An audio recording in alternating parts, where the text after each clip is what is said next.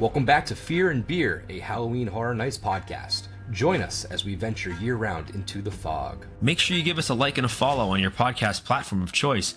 Also, be sure to check out our YouTube page where we upload every episode in its video format, and maybe a few other surprises as well. Make sure you're following us on social media to keep up to date with our newest haunted content. I'm Nick. I'm Seamus. I'm Jamie.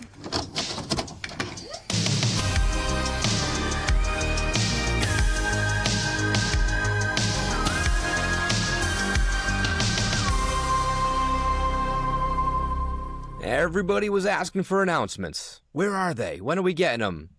Oh, here they are. It's the Oprah Winfrey week of announcements for HHN Orlando, because you get an announcement, you get an original, you get Spooky Empire, you get everything. And that's what we're going to talk about today. We got a lot to catch up on. We have Jamie back with us, so we'll get her thoughts on Fallout and Jason Universe. And then we're going to get into all these originals. We're also going to recap our time at Spooky Empire. We got a lot. This is a chunky episode. We have some construction updates as well. Some stuff's going up around the park, so we can quickly kind of theorize some stuff around that. But obviously, we got a lot to talk about. A whole lot to talk about. So let's get into it. I have another beer that I got with me from Massachusetts. I brought this one down. This was my last of the Trillium trilogy. The last of the three that I got for myself. This is the Foder Lager. This is a 5.5% ABV. It was released last December, they say, but it utilizes a new recipe designed to better accent the oak aging process. This has notes of biscuit, vanilla, and oak to take the lead with a light to medium body and dialed in hop bitterness. So crack that. We're going to get into this one. And like I said, we got a lot to talk about this week. We also should have another HHN homework video coming out soon. I had recorded about an hour of footage, only to realize the audio stopped working after about 5 minutes. So I went to go edit that, and well, there was really not much to talk about there. So we're going to get into that. I guess we can kind of kick it off before I get into this beer with Spooky Empire recap. Seamus, want to talk about what we got into this past weekend? Yeah. So we, for the first time in 3 years, we had a booth at Spooky Empire here in Orlando. So if you were local and you came by, or if you happened to be in town and you came by and you stopped and said hi, that was really cool of you. It's nice to see that we actually are, listened to, and people actually care about what the three of us think. Even if it's to listen and argue with us over your radio or iPad or iPod or iPhone or whatever the hell you listen to us on. Sorry, Android, for all you Android users. The green text. It's nice to know that you all give enough of a shit to at least let us know that you gave a shit. So that's really cool. We did split a booth with Mark over at Horrors Untold. If you don't know what he does, he actually wrote an entire book. So he actually put some actual effort into his Horror Nights content. We kind of, we can only look up to someone like him. And I'm being 100% honest there. Like, great dude. Great to hang out with him for a couple days. If you haven't already checked him out or follow him on the social medias or whatever you feel like following him on, make sure you go and do that, because it's worth the time to catch up and see what he's doing. But yeah, it was fun. I get to meet a couple semi-famous people. Malcolm McDowell, the legend, got him to sign my Halloween DVD, Blu-ray, I should say. So I got him and Tyler Main. Now I just gotta get the rest of them. And then I also got to say hi and have something signed by Ken Kersinger, the Jason from Freddy vs. Jason. And my cat decided to be a dickhead the moment I start. So hi. Does nothing the whole day. Oh, they know. Animals are worse know. than kids. I'm telling you. Like, it goes like on the hate-o-meter, it goes like animals, and then really far below that, sometimes your kids can be really, really annoying, and then below that, your significant other who drives you fucking crazy all the time. But that's besides the point. Yeah, no, Spooky Empire was fun. I think we had a pretty good time. I don't want to take up all of the time talking about it by myself, but We were biding um, time until Jamie figured her audio thing out. yeah, no worries. But yeah, it was a good time. You know, if you happen to swing by and I wasn't there or Jamie wasn't there or Nick wasn't there, and you are local or you are planning on coming to Horror Nights this year, if you see us, definitely say hi. Don't be afraid to say hi. I'm definitely not someone that will bite your head off if you approach me in the park. I love being approached by people. It's as long as you're not like coming up and getting ready to swing on me or something like that. But I love dragons. yeah. I mean, if Take this, if I Fallout offended nerd. you with my dwagon take, just don't hit me. Just tell me I'm wrong. Just don't hit me. I'm a little man. I'm a little tiny scared man. But yeah, it was fun. So cheers. Cheers to that. I finally poured out my beer. It's pretty light. I thought it was, I don't know why I had it in my head that it was a darker lager, but but that is tasty. Well deserved after a long weekend. But like you mentioned, you got to meet Ken Kersinger. I did as well. I got him to autograph a little Freddy versus Jason picture. I also got to chat with Jessica Roth, from the Happy Death Day movies in Blumhouse. So that was really cool. Gave her a couple shirts. They might hit the trash. I don't know. Maybe you'll see her wearing one, but I figured it was worth a shot. We got to chat with Mike and Ramon. They came up after the panel. No, because that was the second day. They came up. They were floating around the floors on the vendor floor on Saturday. So we got to chit chat with them for a little bit. So that was really cool. We actually saw Mike our first Spooky, and we gave him a shirt. So we had to kind of keep the tradition going. Toss him another of our little Fear and Beer Monster shirt. They really dug that design. But yeah, that was that. Obviously, the Spooky panel we're going to get into in a second. Jamie, any thoughts on your opinion? You were sort of our media gal for Spooky. I was sort of the media gal, and I feel like I didn't do enough. You guys were manning the booth the whole weekend. Also, wanted to preface by saying sorry if my audio sounds a little weird. I've had a lot of technical difficulties after my 2-week hiatus from talking to you guys on here. So, but yeah, Spooky was a really good time. Same as Nick and Seamus. I got to meet someone as well. I finally had the chance to meet James Duvall from Donnie Darko, who plays Frank the Bunny. Got to talk to him for about 15 minutes. Really, really nice guy. Had him sign my VHS as well. But for the times that I was over at the booth hanging out, a lot of people did come up and say hello and chit-chat, and it was really nice seeing a lot of familiar faces and friends and making new ones. And Seamus mentioned it as well, but shout out to Mark also. It was really, really nice having you on the booth and finally getting to meet you in person. Very genuinely nice guy. And go check out Horrors Untold because I need to get on it and start going over our copy that we have. And then thank you for everybody that had a nice laugh with us at the banner fiasco. Yeah, we're gonna keep that. We're gonna flag that. We're gonna fly that flag proud.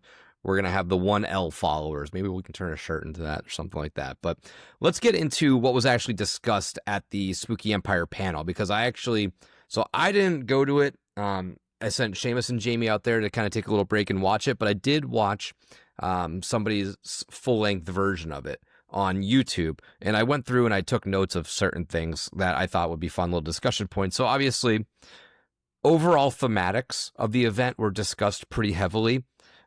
Mike did note that he said he reads and sees everything.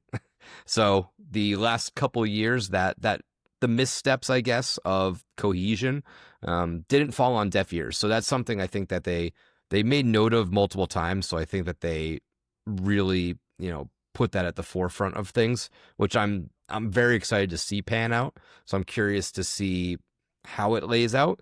But 2025 is going to have what they described as very gothic textures, stained glass, vines, and gargoyles. Very classic Halloween-y horror vibes. That gothic genre is something that in recent years has seemingly been an untapped resource for HHN.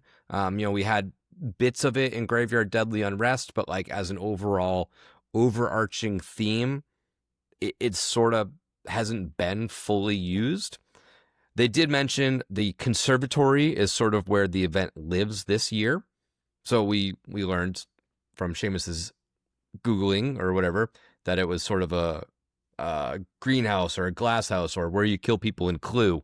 That's the conservatory. And they really want to immerse us from the get-go. So from the turnstiles, we are then surrounded. And the main word of the year, I guess, on the back end with all the people was immersive. So with all of that discussion of overall thematics, do you think, it's tricky. I don't want to say, do you think they're lying? But like, how much do you think this is actually going to play out? Like, do you really think like when we walk in, no dead space, we're immediately in? Or is it, I don't know. How do you think it's going to pan out? You can go ahead first, Seamus, if you want, unless you want me to. Well, I think that, I guess my first point would be, will it be more immersive, to use their term, than the last couple of seasons? Probably. I would think that they're actively trying to fix that or remedy that. I don't want to really say it like that because No, yeah, but it's because talking about how like it sounds like it's been a problem. I don't notice it as much, but that's only because I'm not looking for it necessarily. But I feel like if I pick up on it, then I'll know that it's working. I do think that there's going to be inevitably some empty space between one section versus another section. I don't think it'll be a constant 360 of, sights, sound, smells, and all the other senses that you can think of. I think that the music around the park will definitely be there. I think you'll get like a consistent sort of soundscape throughout it rather than just in the scare zones, which will help. But I don't know if obviously there's not going to be anything visual in either Harry Potter or Simpsons. So when you're walking through there, it'll be the same as it usually is. But if they can keep the music playing, then I think that it'll help a little bit. But to me, I don't really think just adding music is really going to change what it's been the last couple of these seasons, because it's kind of hard to do. I mean, it's really hard. You're out in the open. It's a very large theme park for, obviously not compared to some of the other ones, but it's still big open space that it's hard to fill all of that with something. And to be fair, I almost would, again, this is why I'm not looking for it, because I almost like having a break in the action, if you want to use that sort of terminology. I don't like necessarily walking and then the whole time they're going 100% and they're trying to get you 100%. Like the scare zones are great because, they are what they are, but then there's a beginning and the end. Like you enter a scare zone, you leave the scare zone, and then you have, so much space and time to kind of come back down, get a drink, get something to eat, enjoy kind of the vibes that are happening, but without necessarily like worried about, am I still in, like, am I still being brought into it? Like, do I feel like I'm still being sucked into the world that they've created? I don't worry about that as much, so I'm maybe the wrong barometer for it. But to answer your question in a long-winded sort of way, yes, I do think that there will be some level of quote-unquote immersion, but I don't think it will be like balls to the wall from the moment you walk in. Whatever direction you go in, there's just going to be something to look at, something to see. So I'm glad you did mention that, Seamus, because once they had said, from the minute you walk in the turnstiles, we want you to be immersed in the park, which reminded me of old Halloween Horror Nights when they had it back in the day when I would go when I was younger, and you would go to the bathroom and come out and there would be scare actors hanging around, and it was just, you were fully immersed like that, and you would go to sit and eat or something, and you would have a scare actor pop up behind you, and it was just, the roaming aspect was different, I guess, for that. I would hope to see them bring some immersiveness back like that, but as you mentioned as well, it's very hard, and as they talked about at the panel too, just with different areas that they have in the park now, like for example the Minions area, they had already mentioned they can't really do much through there, especially if you're having the props and everything set up during the day and stuff like that. I think the most recent or the biggest one that they had, the last one, was when they had the scaffolding up at the top with all the pumpkins and Lil Boo and everything, and they would do those little segments right there in that stretch, but they haven't really used anything since then. But I do think, since Mike had mentioned that they do listen to everything and read everything that people give for recommendations or things they want to see improvements of, I do think it will be a little bit more immersive this year. I do think the music will make a difference.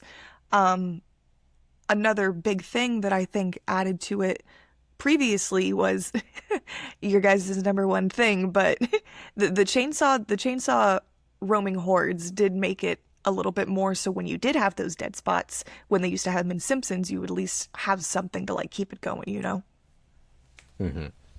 Yeah, and like you said, Shane, it's a giant park, right? Like you do need some sort of decompression areas to an extent. I don't think you can have like the characters and sets everywhere, but even if it's just that low music or whatever, like that's enough for me, I think, to really make you buy in. I am hoping that with that scare zone, they made note of something where it's like, oh, if you go right, you're there. If you go left, you're there. I'm hoping that topic we kind of discussed last year with the whole duality of fear, right? We were thinking you go right, there's more that way. If you go left, you can go that way. I'm hoping that that's how that scare zone sort of plays out, where it is truly extended both ways a little bit. But that's I don't want to downplay what they've set as the expectation at this point, but being fully immersed in the entire park is a big undertaking. And we've seen some lighting structures and everything like that go up already. So, I mean, they're definitely going to put their money where their mouth is. This is going to be, I think, full swinging for this whole immersive factor, which I'm excited for. I'm curious to see how it does play out. It does seem like there is sort of an overarching theme with the whole conservatory, and this is where the evil is and stuff like that. Maybe I'm tricking myself again, right? With all the last year's advertisements where it's like the evil is underneath in the basement or something like that, and I'm going to be swindled again. But I'm going in with an open mind and hoping that this immersive factor really does stand out. But the other part of the second part of the panel was that reveal. They got y'all. They said, oh, sorry, no announcement. Psych. Ramon, would you like to talk about something? And boy, did he. So Ramon Parada, the show director, got to announce what I believe was his first original actual written concept house. This was, as he described it, a tragic ghost tale of a tortured artist consumed by evil, El Artista. And we'll talk about what they said at the panel here, and then later we'll probably make note of the house again because it falls under our house announcement category as well. But I did sort of try to transcribe his description of the house because it does vary a little bit from what was put out in text. But this one is La Casa de Creación, a place where dreams come to blossom, a haven for the inspired, that is cursed by tragedy and haunted by the malevolent, a forsaken void that calls out to the tortured artist with ill intent, a place that called to me Sergio Navarro. And that is where we are introduced to the character of this house, the main guy, Sergio. I don't know if he's related to Dave Navarro or not, but they got the same namesake. With each passing day, their whispers grew louder. I feel them looming on my shoulders as I work. I can't resist. Tonight, ghosts are more restless than ever, and my art will imitate their death. So they did put out a couple little tidbits of it. This is set in Spain in the late 1800s. And timeline-wise, in this house, Sergio is sort of in a creative dip. He relocates himself into a desolate manor in the woods, the Creation House. This is previously known as a creative hub for tortured artists. The manor grounds are infested by all the previous artists who sought out the manor for the same reason. Evil does take over his mind and forces him to paint these horrific images, and then they come to life. The spirits want to use the paintings as portals to enter our world, and when the veil is at its thinnest, Sergio has to overcome his own madness as these ghosts proceed to break through. So, when you initially thought or saw this or heard this, I mean, what piqued your interest the most? Were you all in? We did a little live on YouTube after the panel where you showed me everything, and I was pretty bought in, but what were your initial thoughts when this was dropped? So I was pretty excited when they announced this. I was worried because we heard rumors of there possibly being another museum style house or the artist and this is what ended up coming to fruition. And I really, really enjoy the route that they're going with this. I think what drew me in the most is that the difference that I would have liked to see in the muse, if they're going to have art in a house, I think it's fun to make it like in a haunted house, a Spanish haunting. I think it's going to be such a beautiful facade. The design is just going to be very intricate, very creepy. I think it's going to be very strong on that gothic look that they want to go for. But I'm really looking forward to, as we've had Monstros in the past now, to look more into that Latin culture, that Hispanic culture, and dive deeper into that. I'm very interested to see what art pieces and what kinds of designs. I know we saw a couple little sneak peeks at Spooky on the different photos they showed on the screen and stuff like that. But from what was depicted and just the stage, Sergio being on stage and they had him writing and descending into madness, I'm really looking forward to this house and it's exciting to talk about it. So I think this will really, since we're going on that art museum route, I think this will be a little bit up more our alley.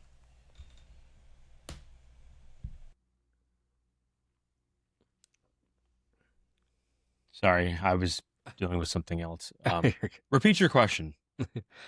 Just your initial thoughts after this house was announced. If the cat isn't taking down your background, she was about to. This house looks really, really cool. I am super excited for it. It was one of those ones where I see the kickoff video and my mind immediately goes to just like 7 different places of where they're gonna go with it, and it already drew me in. Like I'm already excited to see what they can do. So yeah, I'm pumped. I don't know how much more I can add to what Jamie already said, but I mean, anytime we get a Dylan house that deals with a lot of different ways that he can mess with architecture and house placement and maze placement and how to think out interesting ways of making the maze work. I'm down for it. Plus, like I said, I've been saying over and over again, this is not the first time I've said it. I am down for more cultural horror, like different things that I've never seen before. Being a pasty white Irish Italian kid born in New England, it's nice to finally experience some things that are outside of my cultural comfort zone. Yeah, I'm pumped. Yeah, and this is a time zone that I can't say for certain, but nothing stands out to me saying that, oh, we've had stuff in the 1800s set in Spain in Horror Nights. Like, this is a completely new road we're going to go down. Like you said, Dylan Colath is the scenic designer behind this house. He's done houses in the past of Dead Man's Pier, Blood Moon, Goblin's Feast, I think last year was also one of his brainchild. So we're in good hands with the team of Ramon and Dylan, that's for sure. I'm very interested just to see this house because I feel like a lot of the past houses that Dylan's been a part of was like outside worlds with houses. This seemingly takes place like in the house. Inside, yeah. So I'm curious how that will translate into his architectural mind of creating, interior versus towns. Dead Man's, we walked through a town. Goblins, Blood Moon, they're all through towns themselves. And he plays with these cool little tricks, right? With like Blood Moon, you walked into, the center of the village and you could see the other line passing. And it really played with that outdoorsy vibe. This one, just from the description, sounds very inside. So I'm very curious to see how we're transformed into that. I think I'm expecting it to be almost Funhouse like, in the sense that the house, it's going to feel like the manor itself is alive. I think that's what they're going for here. I think the manor is really the bad guy. That's kind of where he's going to take us. So it's obviously we'll have scare actors who are going to be playing ghosts, and there's going to be different ghost effects and this, that, and the other, which is fine. But I think that at the end of the day, the manor is truly the antagonist here. So they're going to play with warping your senses, making you feel like you may be walking into, one room that is much larger than another room, and feel like things are changing without really giving it away. So you kind of feel a certain way, but it doesn't necessarily. It's not overt You know, if that makes any sense. Yeah. I mean, I talked about it a lot this weekend, but it kind of reminds me of House of Leaves, which that entire book is about the house being alive essentially and growing in ways and opening up to other portals to other places. And that's kind of where I think this is going, is that we're going to be kind of like in a manor, but not necessarily in a house. If that makes no sense, then No, fine, it does. but that's just how my brain works. Jamie, this might be as close to Bly Manor as you get. Nick, I am so glad you brought it up because as soon as I had my chance to talk again, I was going to bring it up. And I was going to say, if anyone was to ever do Bly Manor, I would hope it would be Dylan Colath because I know it would be stunning. And I'm very much so hoping that I kind of get that manor, as you would say, essence in this house. And I was thinking it'd be really cool if the house started where you're kind of walking through like a hedge maze or like a statue garden to kind of lead you into the house. Just thought that'd be a cool idea. That'd be fun to see how they work with like the exterior of this, like almost like how we walked into Haunting a Hill House, right? Like we walked up to the house itself. Yes. I kind of have that set in my mind as the expectations for the facades of this house was Me too. the manor itself. And just talking about it gets you even more excited. Right. They did show some images of Sergio himself, and they also showed some images of what they termed the aggressors. So we did have this kind of ghost in a white dress, and she was holding a candle. Very, very classic ghost horror. We also had sort of this, she had like this broken jaw, which again leads me to sort of like when Vecna kills people. I think I mentioned that on the live stream, but it like pops their jaw out and it leaves them just like in this almost deathly screaming face, which is pretty interesting. There was this like wooden mask Evil Groot. I feel like I've referenced a Halloween Horror Nights character as Evil Groot the last like 2 or 3 years. Yep. We've had him in one of the scare zones and in one of the houses, but this again looks like an Evil Groot. We also had a gargoyle image, or the mask itself could have been a little gargoyle. But they did make note it's big in scale, the scenic is beautiful, and there's multiple effects to expect. We have the Pepper's Ghost effect, which is we saw that in Haunting a Hill House a lot, but we're gonna actually see ghosts pushing through paintings and ghosts walking through walls. So I expect a lot like the part in Wicked Growth where they had it almost like looked like wooden barriers, but some of them were like straps, but they looked just like the wood itself. And you have a character who's like in the dark, so you don't see them, and you're like, oh, it's all walled in, we're good. And then they come bursting through. It's like, oh, you son of a bitch, you got me. I think that's one of my favorite scare pieces is those little pull away like straps. Yeah. Yeah. So I think that's going to be a fun house. I really am excited for this one. The Q&A portion is what finished the Spooky Empire panel for HHN. And a couple notes that I pulled from it. Creative, they really want to keep the lineup split 5-5. Obviously, things do happen. I think us in this weird little HHN community are okay when things don't work out the way they want it to. We're okay with 6 originals and 4 IPs. But from a marketing standpoint, I know they want to get their hands on as many big and new properties as they can kind of really gather up. I think we're all on board. 6-4 is kind of like the split we ideally want. Nah, I don't know about all of that, Nick. Okay, all right. You know me. You want 6-4. You want 6 IPs and 4 originals. There you go. No, I like the 5-5 split. I think it works well. Mm-hmm.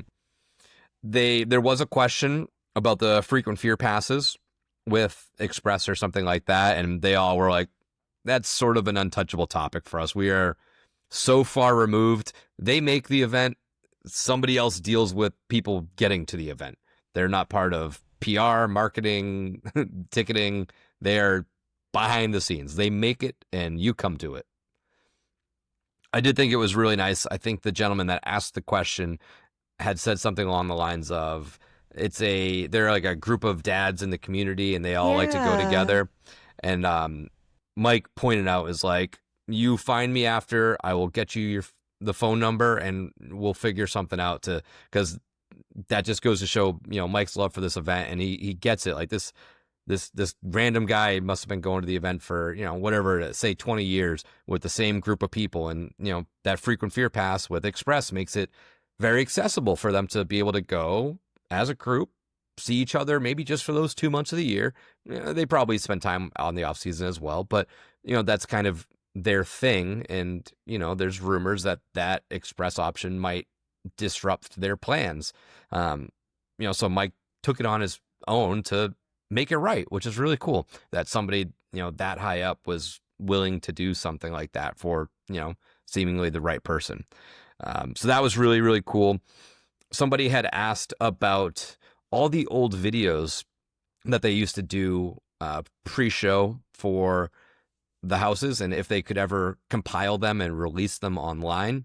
The answer shortly is no. It's just too hard. And they made note that it was just too hard to get them all, but the legality of it, like you would have to go back and have all the people that appeared in it sign off on a contract saying that they can, it can be distributed or published or whatever. The videos essentially are made to just show at the park, and that's that, not running online. So there's different avenues of legality to that. So unfortunately, that's not something I think you'll ever see. You're going to have to search home videos and, really shoddy YouTube videos to kind of get your hands on those. So that's really tricky. The next question I think was talking about if Islands of Adventure will ever host Horror Nights again. And Mike was pretty much answering all of these questions because they were all pretty history based and stuff like that. But he had kind of planted the flag in the ground saying, it started at studios and it's going to be at studios. So, and he made a good point, like Seamus or Jamie had talked about earlier. It's tough to kind of cover up Minions. I think Islands is even more themed, and they made a point to that where it's just so heavily themed.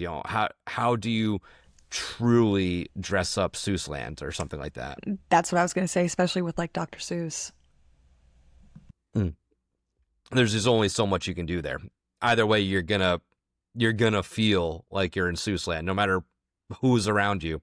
And he even says like, Jurassic Park is gonna always be jungle themed because that's all you have to work with.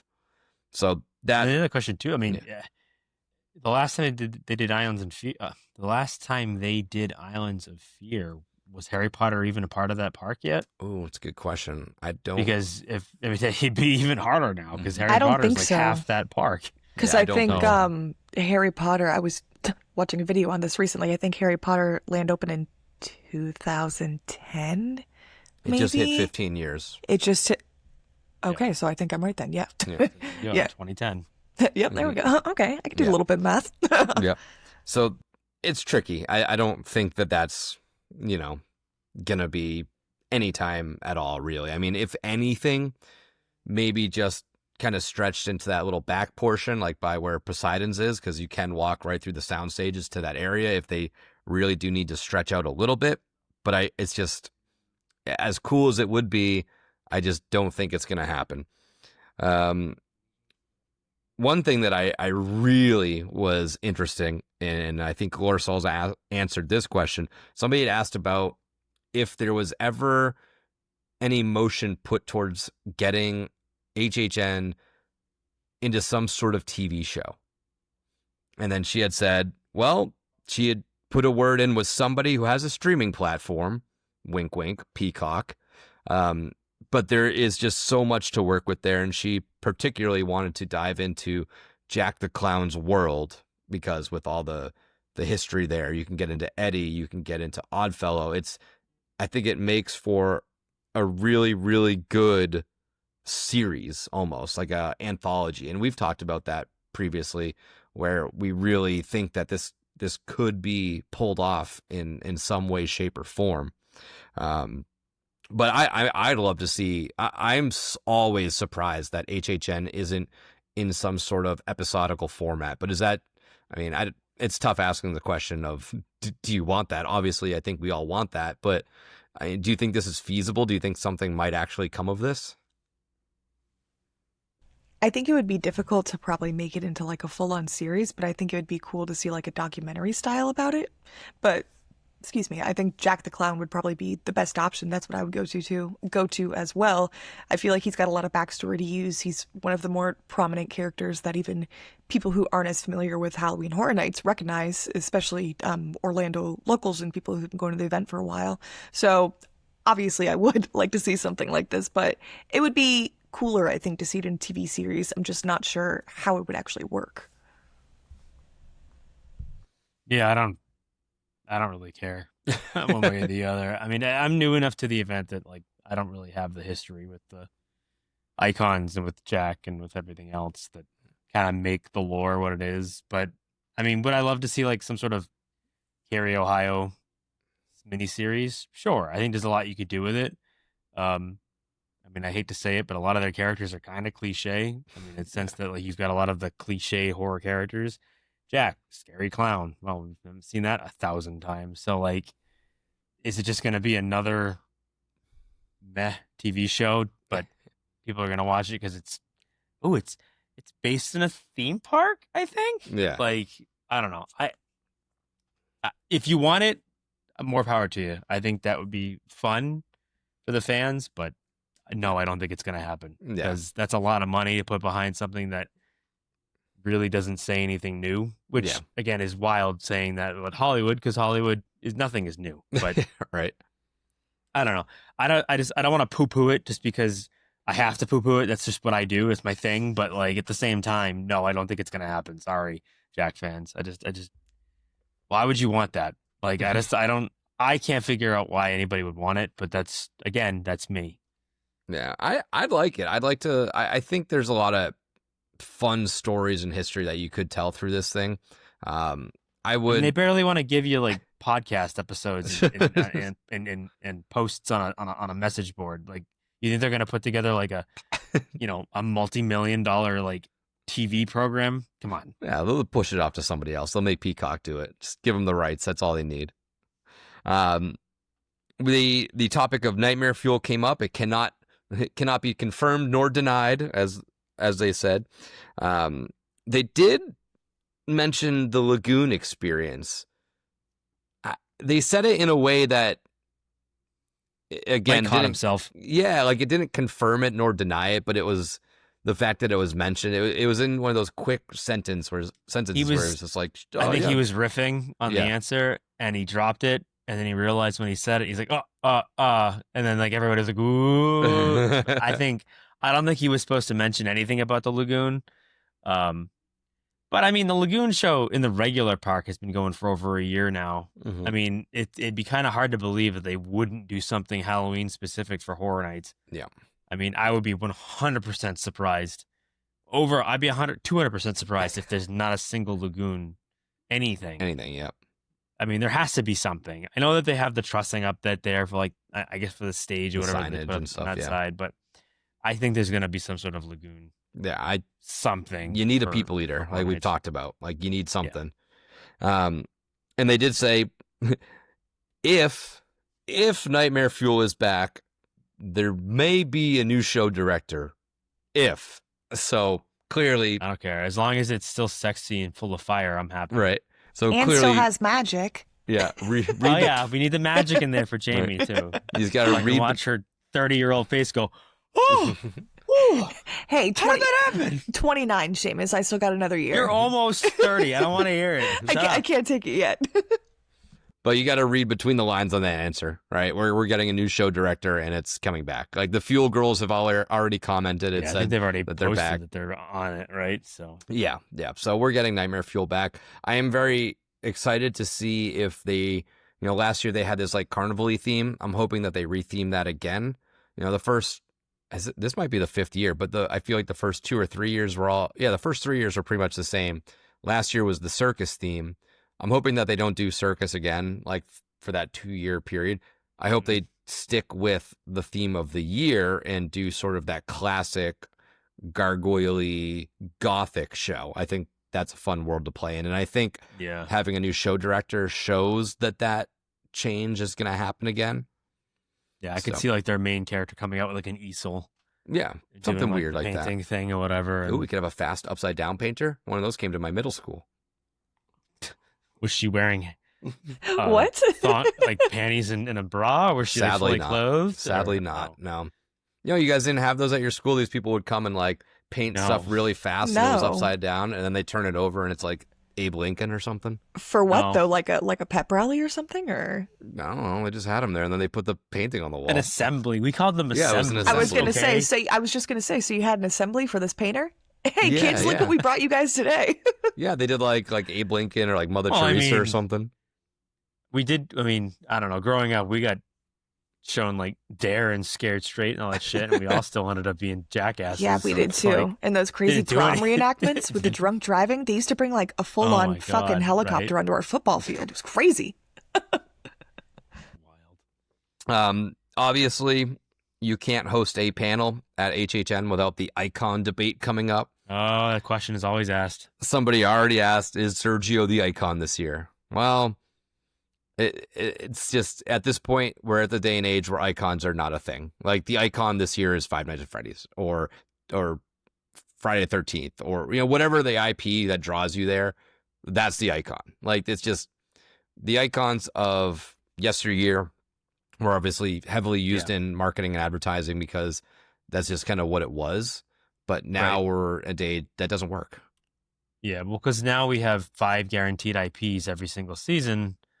They don't need an icon to carry the year.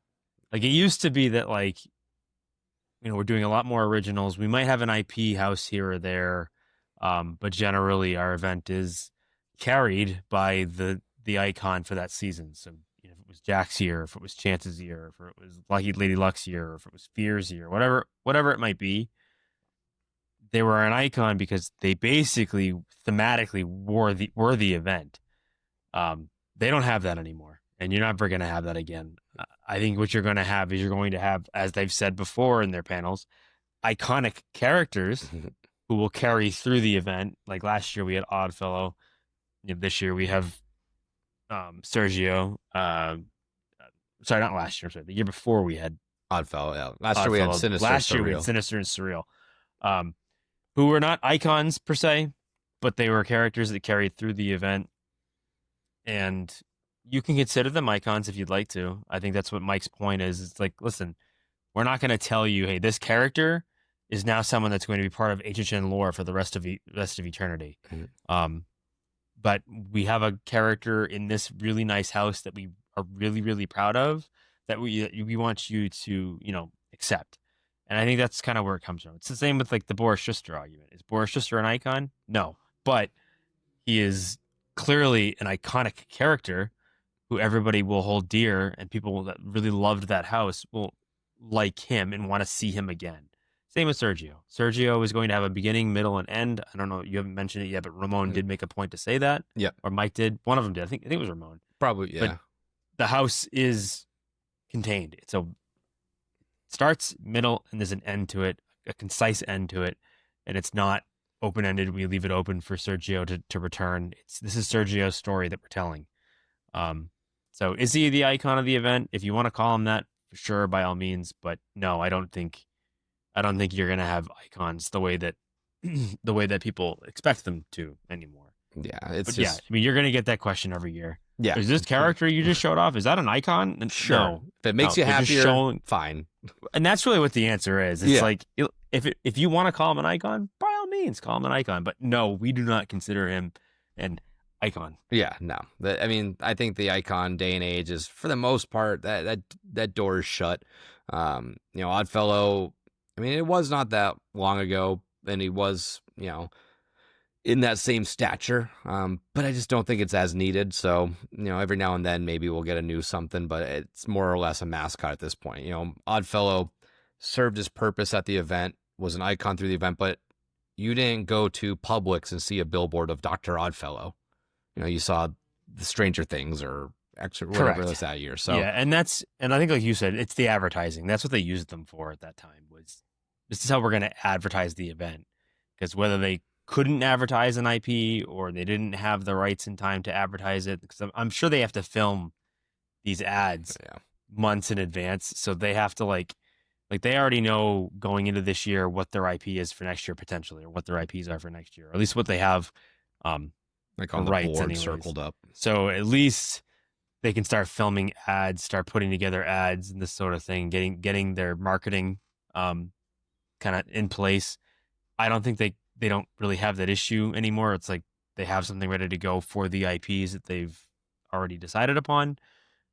Whereas way back in the day, I say way back in the day, but like say 15 years ago, 20 years ago, whatever it was, when they were doing more icon level themes or icon level events, they needed something to push the advertising, whether that was Jack or Chance or whomever. And that's why those characters exist, is for that reason. And I think it's great. I love that they brought in that Carrie, Ohio thing, and they gave Carrie a number of icons or iconic characters to live, within the confines of. But I don't know. Brings up a good question. Do you think that we'll ever get an icon-led year again? I do, just because we had Oddfellow, but I in the sense of this day and age, I don't think we'll ever have the icon be on advertising or anything like that. But I do think we'll have, like, it'll never be like HHN45 Jackson Nightmare. That is interesting. The taglines. I wonder if they would do a tagline again. I don't think that they would. I mean, but they did. It's tricky because, like, when you look up HHN30, you don't see HHN30, 30 years, 30 fears. Right. That was the tagline, but they didn't use it in a sense. It's true. That's true. They do seem pretty stuck on "Don't go alone" or "Never go alone." So yeah, that's kind of their thing now. It's like Halloween 103, never go alone. Well, we've been going alone for 100 years. Yeah. So I'd love to see them do something like that. I'm curious when the last named one. It was probably. It's a good question. I have no idea. Carnival of Carnage, not since I've been going. Maybe. They've had I think they had a couple of them, because the Storyteller had one. I think Carnival of Carnage did. Chance was like, "You don't stand a chance." Lady Luck was like, "Your luck is run out." I think. Oh, very clever. I know, right? I was like, "Those are pretty good." Who was the last icon to really get an event? I mean, I know Oddfellow. We keep talking about Oddfellow, and I guess in a way, I think Lady Luck. Chance at 26. Oh, 26 Chance, yeah. Mm-hmm. Yeah, so really Chance at 26, Lady Luck at 21, and then it's really kind of been it. But yeah, I do see us. It's very curious too, right? We're not coming into right now, but 35 is right around the corner. Yeah, that's a big anniversary next year. So I'd imagine they will dust off some of the the old hits and bring them back out. It just makes sense, whether they throw them all into one house again or not, like icons. Something tells me that's what they'll do. I hope it's a little something different than that, because it's crazy. I mean, I don't know if I'll feel the same way next year, but it does feel like we just did that house, with it only being 4 years removed now. But either way, the Q&A did end with, of course, a Five Nights at Freddy's question, which, again, Mike had to do his best to dance around. It will apparently be a part of HHN on both coasts. It will be in the event. It's going to be cool. It's going to be fun. And it's going to look identical to how that franchise looks. My God, Mike, if it's not a house, my friend, I'll be really upset with you. But I'm hoping it is. I need to know what this all new experience is. It's a house. I mean, stop. Can we all just stop, please? No, I know. But what if it wasn't, though? That's the thing. I know. What if it wasn't? Yeah, but what then? So then, just what else is the house? Then what is it? Yeah. Then what's that? Maybe like house? If it's not well, no, Hollywood doesn't have dead coconut clubs. So like, I'm not attacking you, Jamie. No, I didn't think you were. No, this goes for anyone. Like, if it's not a house, what is it? Yeah. If it's like, it might not be a house, it may be something else. Okay, well then what is it? Is it a scare zone? Maybe like a walkthrough kind of thing, like an interactive. I don't know. That's what a house is. You walk through it. They've never done that. I know before. that, but more like at Hollywood when they had the Five Nights at Freddy's movie, like they were like not sponsoring it but promoting it and stuff like that. They had that like big like showcase room kind of with all the different like costumes and props from like film setup. Yeah. We're getting a tram at Orlando, and it's gonna be a tram. Could you? I would. God, that'd be cool. Well, that's the big thing too with like speculation, rumors, everything. So if it's not a house, what's that 10th house? Because ain't nobody said anything else. There's nothing's hiding. It's a house. I just wish they would come out and announce it like that. Like, stop with this game. I know that like you probably have to. I'm sure they're contractually obligated to announce it last as a house. Yeah, exactly. Or I think they had that. Yeah, and it got leaked kind of at some stupid fucking by event Blum himself. by Jason Blum, who can't keep his friggin' mouth shut. And then now they have to like wait to say it's a house until like they announce everything else, which is, I don't know, that's stupid. At this point, it's already out there. Just be like, it's not a house, it's a house. Yeah. It's not, we don't know what it is, it's a house. Like, Hint, wink, wink. Yeah, just, God, it's a house, guys. It's a house. It's everybody. It's a house. We're getting the FNAF house. Stay with me. FNAF is a house. It absolutely has to be at this point. All right. Well, speaking of houses, let's transition right into all of our houses. So these first two is really just going to be Jamie giving her thoughts. Me and Seamus have already talked plenty on these. So, Jamie, since your absence of either Dave & Buster's or taking naps, we have gone through headaches. Fallout and Jason Universe. So, Fallout, just to kind of keep a constant thread, I have the little bios of every single house so we can kind of dive through those quickly. So, Fallout, again, face your fears in post-apocalyptic LA, devastated by nuclear war. Based on the hit show Fallout, you'll travel into the vaults and be attacked by raiders alongside Lucy. You'll escape the wasteland of Philly and confront the formidable bounty hunter, the Ghoul. You'll even encounter Maximus with the Brotherhood of Steel and see T-60 power armor. So, Jamie, thoughts on Fallout? My thoughts on Fallout. Although I think this will be more fun and intriguing of a house for me than previous ones we've had based off shows like The Last of Us, or video games, I should say, even though, unfortunately, this one's not based off the video games, and it very much specifies that it will be based off the hit series, which I have not even finished watching and still need to do my homework on that. But from what I have watched from the series, it does look very interesting. I mean, it kept me going for the whole run, for the couple episodes that I did watch with Nick there, here and there.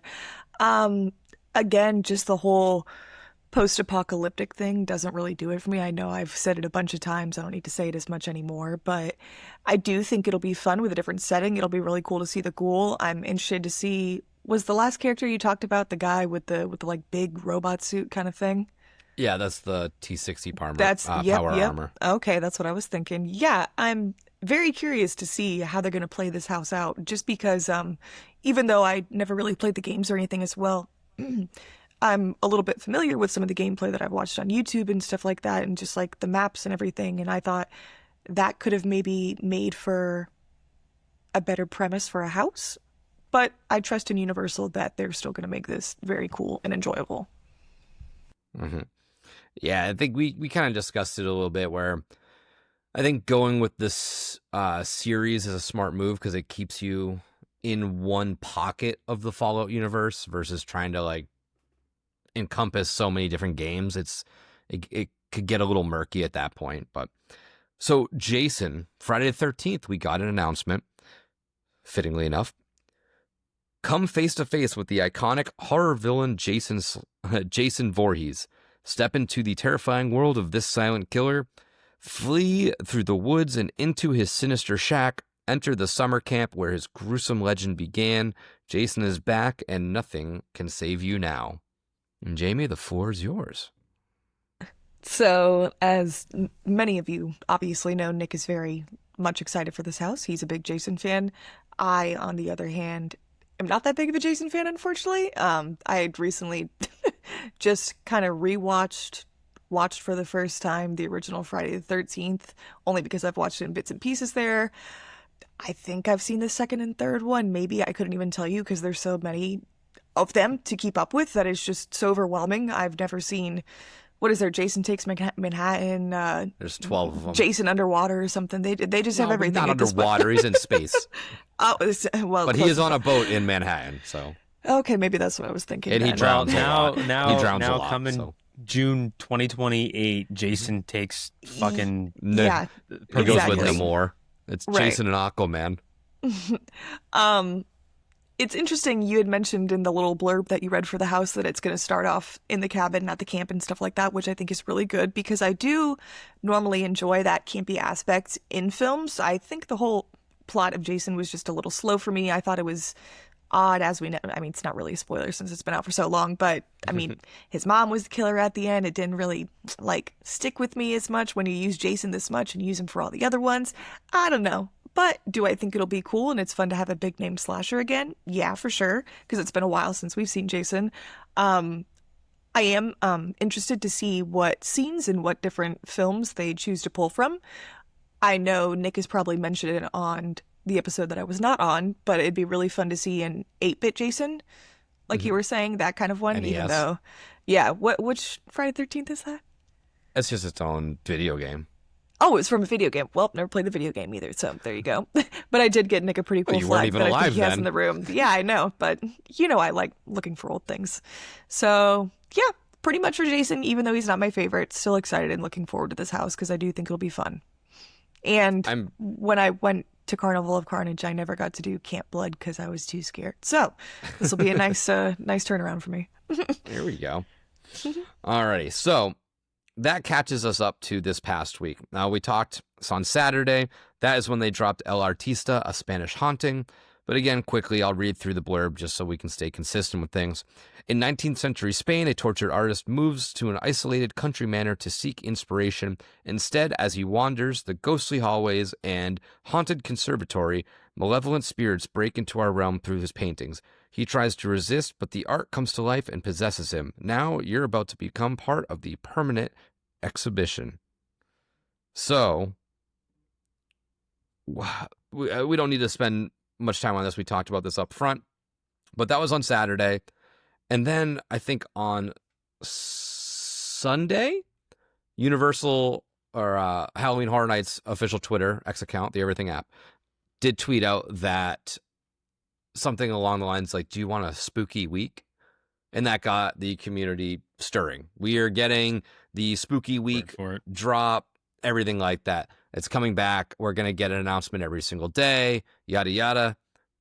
Monday, 10:34 a.m., we get the announcement. Hatchet and Chains, Demon Bounty Hunters. We got it. Really cool. Bang. Really cool artwork, right on the dot. And the little blurb. It's been a long day. Blurb. In this old west town, all hell is breaking loose. Masses of red-hot lava demons are crawling out of hell's well and trying to possess everyone, melting everything in their path. As you flee from the post office to the bank, the prison to the graveyard, your only hope is Hatchet and Chains with their arsenal of mystical weapons.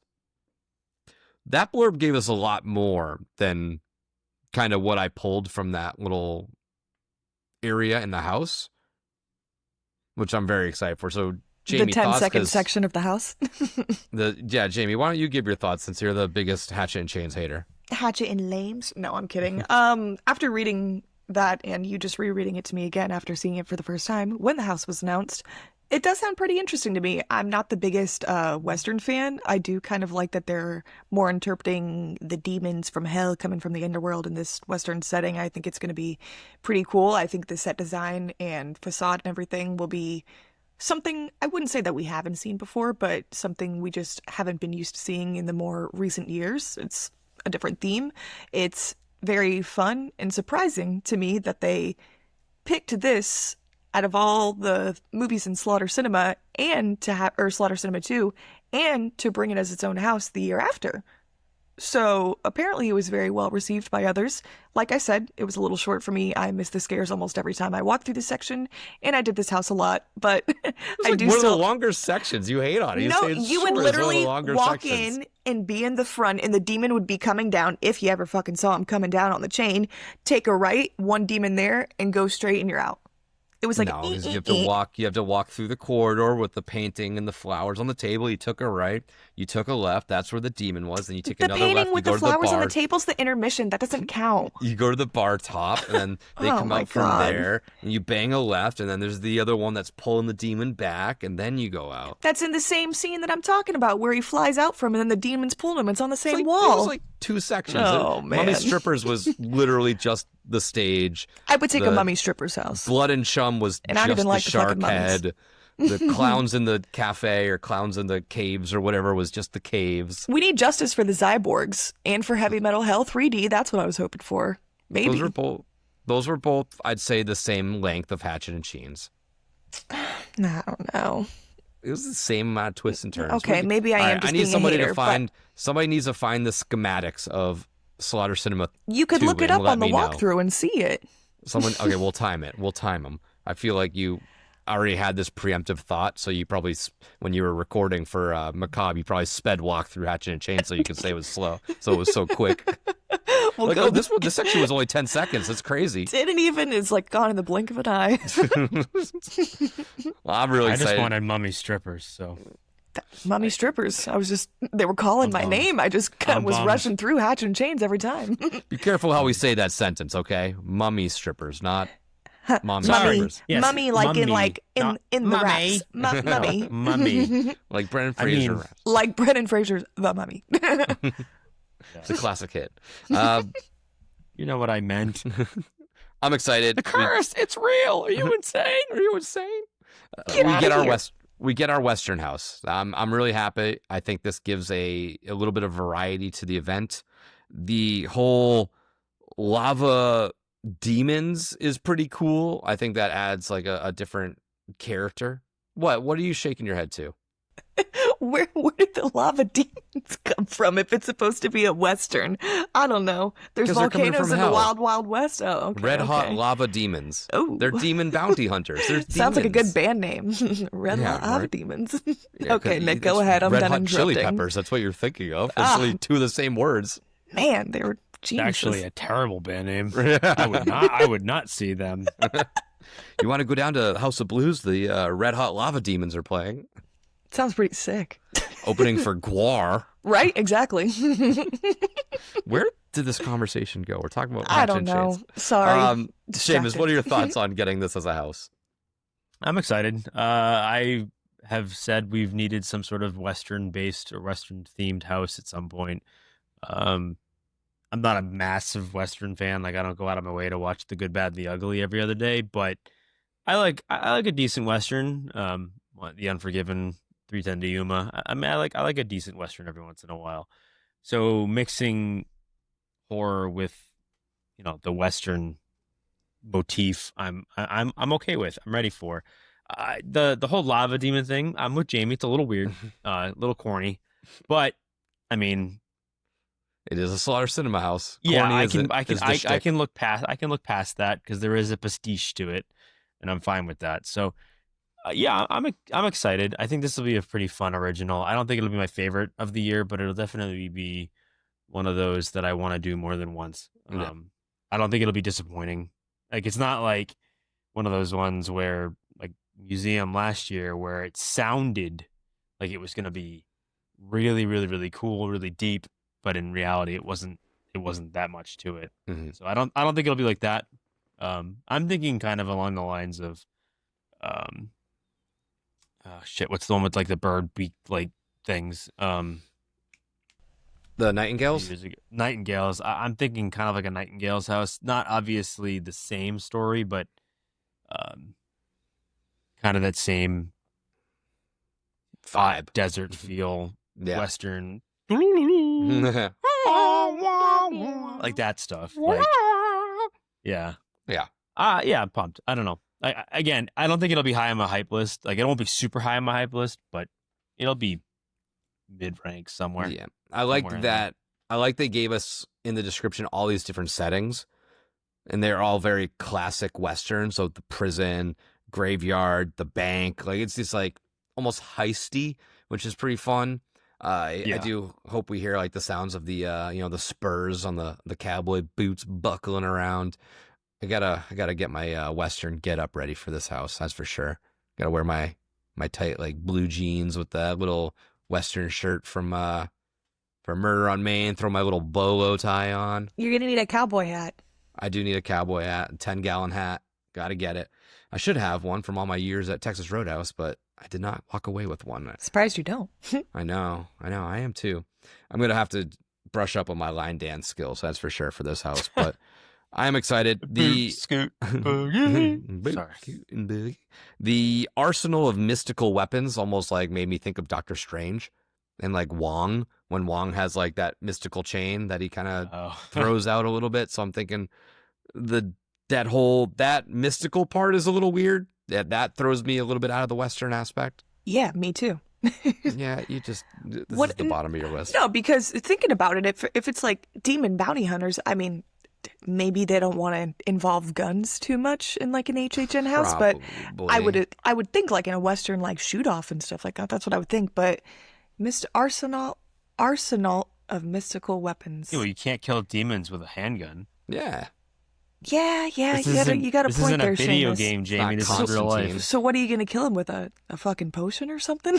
Mystical weapon. I would assume the hatchet and chains. Oh, okay. I see what they. I mean, did those are their there. names, but those are also their weapons of choice, Kinda like- as you can kinda see like in the nunchucks. poster. Fun. Not like nunchucks. Nunchucks are Yeah, nunchucks. I can side with those, like our esteemed co-host here, who are nervous about it, a little off put by it, just because it doesn't necessarily scream that there's a whole lot more to tell here.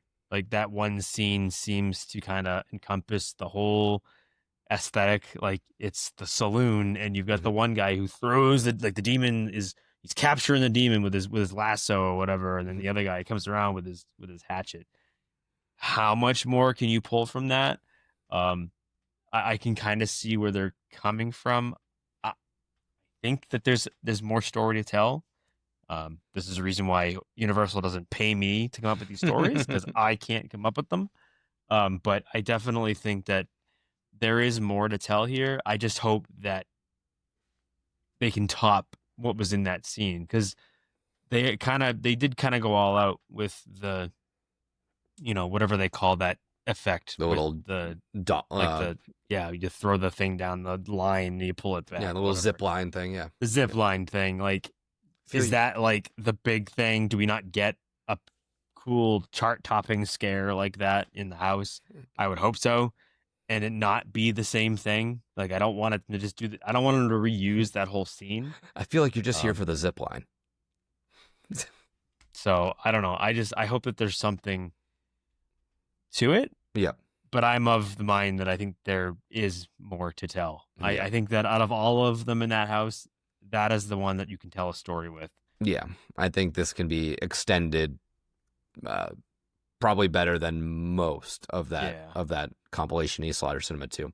Any final thoughts before we move along to Tuesday's announcement?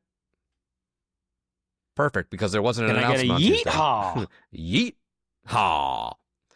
Tuesday came, and it went. There was no announcement. Everybody was very confused. But don't worry, Wednesday picked right back up. 10:34 on the dot. We got Dolls. Let's Play Dead. You're about to become doll-sized and witness the unnatural creations of a twisted little girl. You'll be hunted by fashion dolls she's melted and burned. Then you'll go under her bed and be stalked by toys she's stitched together. You'll end in her creepy Victorian dollhouse where undead horrors await you. Jamie, I know you're very excited for this one. Why don't you lead us off? I am very excited for this one. We haven't seen Dolls in a while. In the past, we've seen Dollhouse of the Damned. I'm pretty sure it got a sequel as well. Nick, correct me on that if I'm wrong. I don't think so. Nope, I was wrong. but we have seen Puppet Theater as well. Yeah. Got some dolls in there. Dead Silence. I love the doll theme, personally. Wouldn't consider Chucky in that doll theme. He's kind of more in the slasher category, I guess. But just the description of this house, I can't wait. I really hope the set design and pieces are really, really big and like over the top, so it does feel like you're a little bit smaller, kind of like in large chairs with like the little like stuffed animals on it, or like the fake dolls and stuff like that, and small scare actor doll size running around, all this kind of stuff, seeing all the different creations that this little girl makes come to life.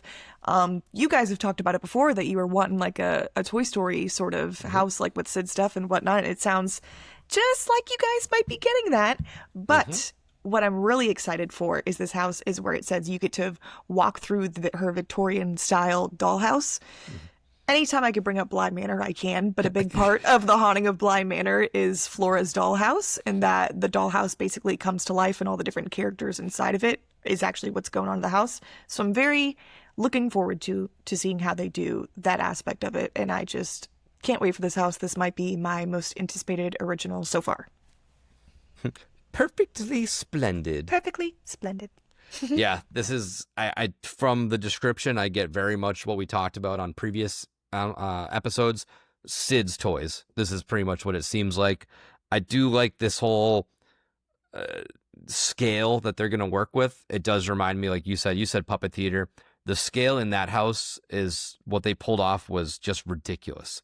When you walked into the actual theater itself and there was like an upstairs and we were kind of playing with, oh, well, now we're walking behind the scenes and oh, now we're underneath where the orchestra is. And now they did tricks in that house that I still can't believe were in a sprung tent.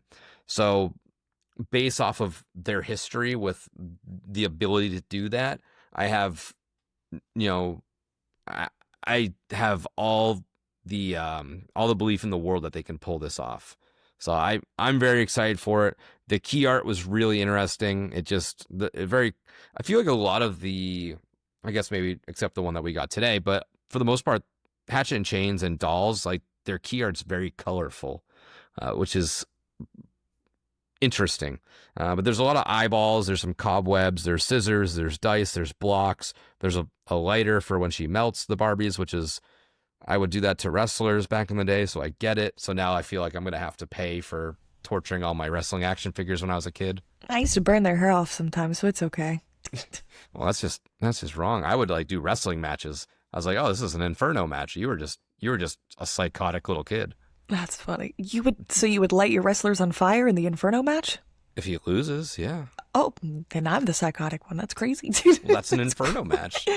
No more toy. The Barbies would just get a new hairstyle. Yeah, burnt. It's not a buzz cut, it's I'd a style burn it up cut. for them. I'm sure they smelled great.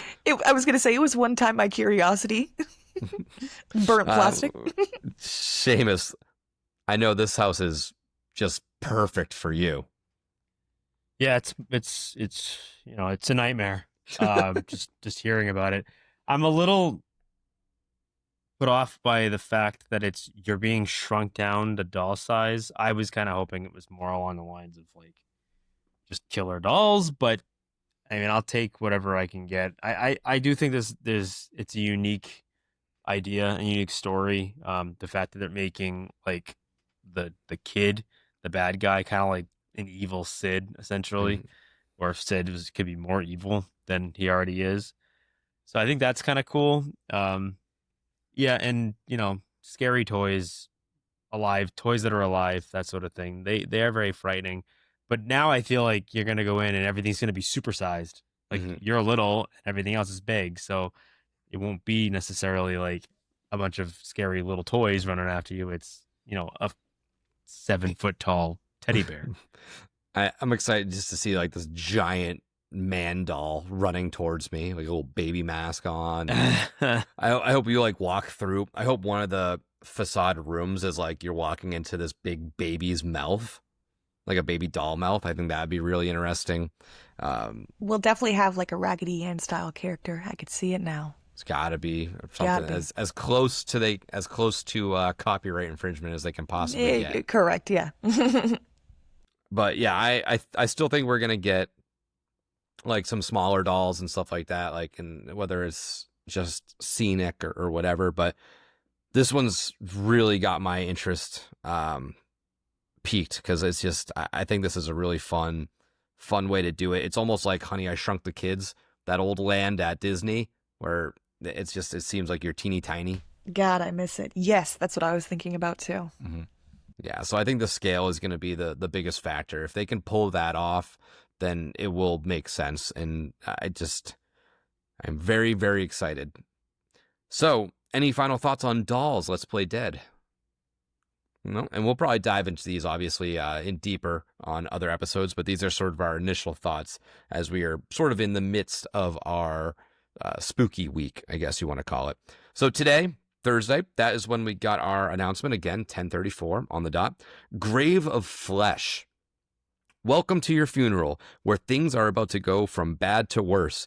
You'll enter your grave and then pass through the gates of the underworld, where flesh eaters who feed on the dead will be waiting for you.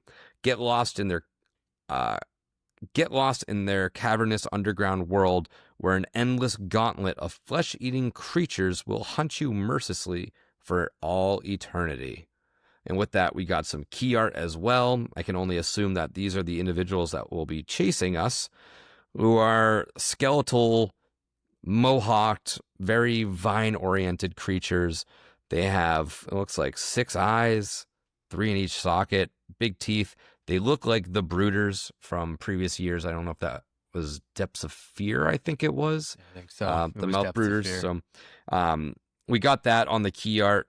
They're obviously on top of a big pile or soil full of skulls, and we also have the classic graveyard aesthetic on top with the full moon.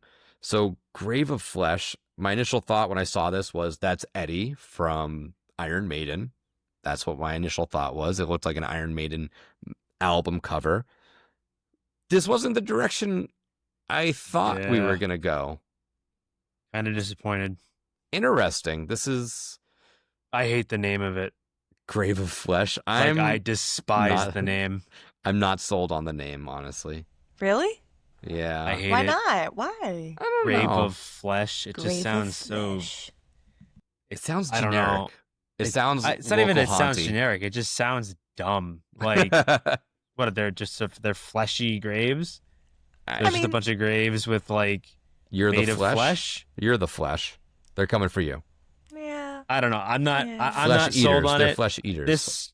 This is gonna be a Yes. house that's gonna have to win me over. It's not the direction I wanted them to go in, especially if they were gonna do a graveyard house. Like we had been talking about, this potentially that they might do a graveyard games too. They might do something along the lines of the Scare Zone. But I don't know. This one, Grave of Flesh, and it's a fish monster. Like I'm not really. I don't know. I'm not sold yet. Yeah. Got plenty of time to work me up towards it. Who knows? We'll see. We've been sitting on it for 12 hours now. That's it. Yeah, exactly. I mean, all it is me going based on the description and the name. And as of right now, it's pretty low on the hype list, but things can change. Definitely things can change. So I don't know. We'll see. It's a weird aspect of like you're starting at your funeral. Like, are we going to go through like an actual funeral home procession with like a casket and like? It's weird. That's what I was thinking, which is what intrigued me. It's all very weird. Yeah, but I don't know. I mean, I'm interested. It's not like I don't want to. Like, I think it's gonna be bad. I think there's gonna be a lot of positives to it, but I don't know. It almost sounds like Descendants of Destruction to an extent, where like we're starting little ground level and like moving our way Right. into the underworld of sorts. Like, I guess I don't get the story. Like, we're being buried alive. We're zombies. We're coming back to life. Like, I don't get. If we're already dead, what's going on? I think we're supposed I to mean, be like there going through was- their like caverns or like catacombs It's- kind of thing. Yeah, maybe. It kind of reminds me of a house that they had at Spooky World a few years ago. Mhm. I should say a while ago. It was before I moved. We used to go to Spooky World up in New Hampshire when they moved it. And they had one that was like you were going underground into like a grave. But what they did was they used these big like blow up things, like air, like like a I don't know, like one of those jumpy houses, right? Okay, yeah. It was like that type of material, but like it was like down and it made you feel like you were kind of going underground or something like that. And then like you were underground and they hit you with like fishing line and made you feel like you were touching like dirt walls and stuff. And it kind of reminds me of that a little bit, but I don't know. Mm-hmm. Jamie, The name thoughts? is just throwing me off. I think that for me, that's the biggest thing. Like I'm interested to see where they go with it and what kind of story they can come up with, but the name just throws me off. I know it's half of the name, but it keeps reminding me also of like Gravedigger. Like it's very like monster trucky. Yeah. Jamie, thoughts on Grave of Flesh so far? Yeah, so even though this isn't my most anticipated, I do want to give this a chance because I do think this house could have potential. Like you were saying, I really think it would be fun to like start off walking through like a funeral parlor with the casket and stuff like that, the pews on the side. Funeral homes are creepy in general, so I think that would really add to the aesthetic and give it something different if it's going to be spent most of the time underground or how they described it. I know none of us are really huge fans of zombies per se, I guess. It's been a while since we've seen The Walking Dead and sort of zombies and stuff at the event, and I do like that even though this is called Grave of Flesh and you would think it would be zombies, I do like that they took a different character design, I guess, or creature design of what they wanted to choose for this house, even though we just only have that small key art for right now. This gives me a little hope. I don't want to poo-poo on it just yet. Mm-hmm. I like that it is sort of this like very classic horror. It's like a skeleton with like like again you said it's not a zombie, but it's like this weird skeletal creature. That's pretty cool. That part does throw me off, the whole funeral parlor. Like if we start at a funeral parlor and then we're like brought underground, like it's just a weird setting swap for me. Because I feel like if we're at a funeral parlor, to make it make sense, we'd have to then go to the cemetery, and then from the cemetery, then we can go into the ground. I don't know. It's weird. I do picture a lot of, remember the parts of Darkest Deal where it seemed like we were underground, like the walls were like dirt and it smelled like dirt. And I feel like that's an aspect of the house that it might play with, where we can kind of like, we're being put into the earth.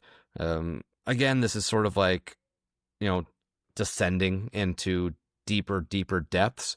So I'm curious. I'm kind of there with Seamus to an extent, maybe not as much. I'm not flocking to this house right now, but it could work. I think it will work, but off of just like the name, it just sounds very, other than the whole welcome to your funeral, you're dead. Other than that, being like underground and being hunted by flesh eating, it's very generic haunt for me off the rip. But that's with just knowing these few sentences in the key art. These are obviously going to expand, tenfold when we're there. But off of what I have in front of me, that's all I can go off of. So I'm I'll see it and then I'll judge it. I mean, I have to prejudge it when we do our hype list and stuff like that, but I've been proven wrong before, so I'm hoping this will prove me wrong again. This could be that sleeper. I think everyone else is pretty hyped on. This one is the one I think a lot of people are sort of not looking at. So this one might be that Triplets of Terror or something like that, where it's like doesn't have the longest waits, but it's still a very, it's a fun house. Monstros didn't have the longest waits last year. Fun house. Wasn't the best, but it was still very fun. I'm curious if we do go to the cemetery, if there is any tie-ins, like Seamus said, with Graveyard Games or Deadly Unrest. So if we go to like the Ascension Parish Cemetery, which is from Graveyard Games, or if we go to the Nettlewood Cemetery, which is from Deadly Unrest, I think that would be a fun little Easter egg, a fun little nod. It wouldn't necessarily make it a sequel, but it would just be a fun little moment, I think. Or they could just make up a whole nother cemetery. It doesn't really matter too much. But those are all the announcements that we got so far. Those are our 4 originals. Expecting a 5th by the time you are listening to this episode, probably, because 10:34, we got the alarm set. We're waiting to see what happens. And that's all we got for the announcements. Do we want to potentially mention the whole thing going on with Murdy and him commenting all over the place, and potentially are we getting a Hollywood announcement tomorrow? I feel he is going a little crazy. The only reason I bring it up is that if it's Hollywood, there's a chance that it could be a bi-coastal IP release. So do we get a 4th IP tomorrow? That would be really interesting to see if they would drop. I'm only noticing based on like what I'm IP. Seeing online. Yeah. Let me see what he's been up to. I'm not as up on the Murdy of it all as well, just because we don't really. Oh God, I just wonder, like, because if they're announcing something specific to Hollywood, then it has to be a Hollywood original, right? Because all 5, I would think that all 5 IPs are bi-coastal. Yes, but I don't know that for sure. I'm not saying that I know that for sure. I think Hollywood's got one on their own. I think the rumor is still that they're getting. So maybe they'll get their own announcement. I think they're getting Poltergeist as well. Other than, I don't think we are. I'd be but so jealous. No. That would be a fun one. But yeah, he has been firing off some random gifts and stuff like that. So Hollywood is getting something tomorrow, it seems. That is interesting. If they do maybe they announce their Poltergeist and we announce our final original. Yeah. It would feel weird if we didn't get our original at this point. Like if they saved one original and then did an IP. Yeah, I don't know. I mean, as of right now, it's that Vikings Undead one that we think is Vikings Undead, right? Yeah, that's some icon. Yeah, we think there's some Norse. Well, not the icon, but the image that we had in the last spec on the map. Spec map, yeah. We're guessing that it's Vikings, but like it's a big I think that's a pretty big announcement. If that's really what it is. If it's not that, then okay. But I mean, so if we do get this Norse Viking thing tomorrow or today, whenever you're listening to it, do you think it's Vikings Undead something, kind of like how we had Dead Man's Wharf to Dead Man's Pier, or do you think it's just a Viking Norse house that's completely its own thing? I lean more towards the latter. Just its own original thing. Its own original with inspiration and callbacks to Vikings Undead, but like not Vikings Undead subtitle. Like I think it's going to be its own thing. See, this is fun because we get to be proven wrong or right almost immediately in about 12 hours. Potentially, if we if we continue the trend. Let's preface that by saying we don't know what they're doing tomorrow. No, I'm just going off of the fact we got the spooky week. We skipped one day because we only had 4 originals left. 4 to announce anyway. So you skip one day, I get it. It would make sense. But so Jamie, do you think it would, if we do get this Vikings thing, do you think it's a tie-in to the Scare Zone or is it its own thing? Honestly, I'm going to go with the opposite. I'm going to say it's going to be tied in with the Scare Zone, but I think it's going to have a little preface, Vikings Undead, blank. Winter's Wake. Tales of the Nordic Sea, winter, exactly. Winter is coming. The winds of winter. Ooh, Seamus, I like that. I hope I stole that. That's supposed to be book 6 in Game of Thrones, but I was going to say, it sounded very Games of Thrones. In 10 years. 10 years. I think it's going to be... I forgot about the whole Viking thing, honestly. I forgot which original we were possibly missing, so you guys I think it'll be memory. I think it'll be sort of its own thing, but I would be really interested if it does tie into the Scare Zone, how cool would it be at 35 to do like a Vikings versus Dead Man's, like the two styles. That would be cool. You could have the Viking Dead Man's mashup. That would be kind of sick. Literally right up my alley. I mean, they're both just battling on boats. Like there's crashing into the land. Like the Vikings traveled over into the Dead Man's Pier area. I think that would be fun. We could work with that. Put it out into the world and it might just happen. So before we wrap up, there are a couple little construction updates that have been popping up through the park. There are trusts in the San Francisco area. There's this big metal square, like kind of how they had the Blumhouse pre-set up last year. So seemingly at this point of the year is Horror Nights related. You mentioned earlier, Seamus, we have the trust up by the lagoon. Very interesting placement if we are to not have a lagoon show. I don't know what else that could possibly be for. We have the trusts are sort of set up by Nightmare Fuel, which again, if Nightmare Fuel comes back, that's where it'll be with the signage. And we're starting to see some facade work on Sprung Tent 2, I believe it is, where Slaughter was. It looks like they're putting the screen back up, like the Cary Drive-In screen. So I'm curious if they're going to use that for projecting as well. Maybe they've filmed more stuff, or they're just going to show Hatchet and Chains stuff, or they're just going to loop Megan trailers. I mean, I wonder if maybe Hatchet and Chains is like at a drive-in and we're getting like the drive-in aesthetic. Yeah, I mean, if they're it going to was show previews and stuff. Yeah, if it is Cary Drive-In like it is, we are still technically walking into a movie. Mm-hmm. This is the movie. Correct. So, interesting. That would be a fun little tie-in. But that, I think that about wraps it up. We had a lot of information in there, a lot of announcements. We are potentially going to be seeing another one tomorrow. We're going to have our eyes peeled. If we do, I might hop on live. If either of you want to jump on live with me as well, we can kind of discuss the final one and maybe talk amongst the community about how they feel about these originals. So we'll kind of game plan that. As far as the time, I'm not sure yet.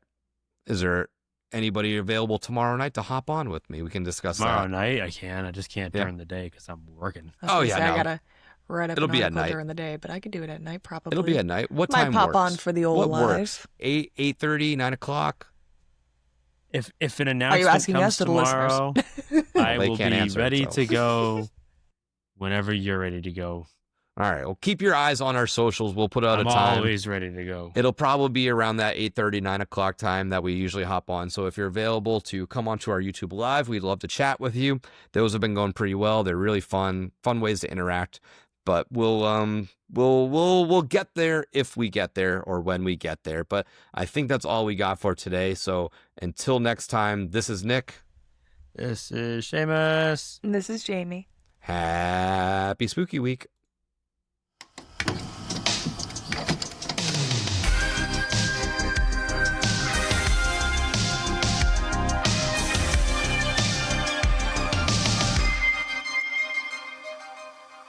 Thank you for listening to another episode of Fear and Beer, a Halloween Horror Nights podcast. If you like what you heard, don't forget to leave us a 5-star review on whatever streaming platform you are listening to us on. You can find us on all of our socials at Fear and Beer Pod.